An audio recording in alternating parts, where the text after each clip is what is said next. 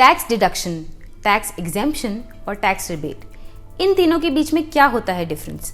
अगर आप भी ये कैलकुलेशन समझ जाएंगे तो आपके लिए भी टैक्स भरने का प्रोसीजर हो जाएगा और ज़्यादा आसान।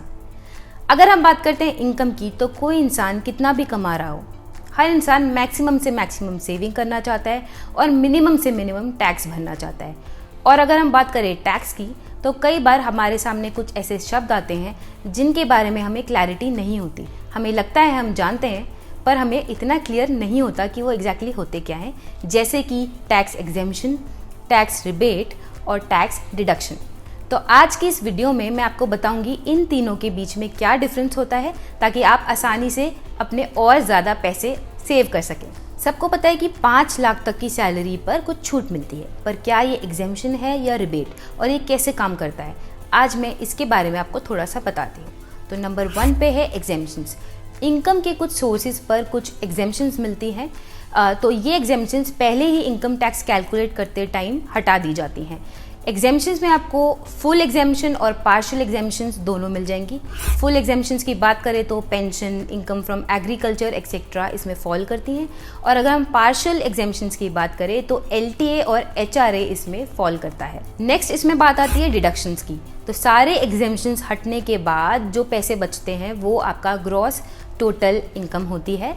इसमें आप फर्दर डिडक्शंस डालकर भी अपना टैक्स सेव कर सकते हैं, सच एज आप ELSS फंड्स में इन्वेस्ट कर सकते हैं, आप PPF में पैसे डाल सकते हैं।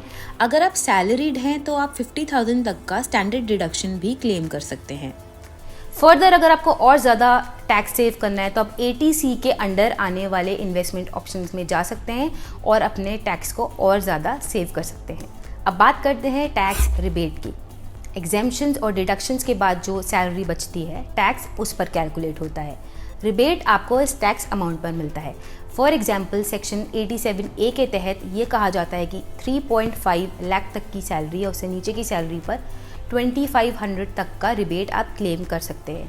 इसे एक एग्जाम्पल से समझते हैं कि अगर एक पर्सन A है जिसकी सैलरी 5 लाख है और वो पर्सन उसमें 50,000 का HRA ले लेता है, तो एंड में बचा अमाउंट 4.5।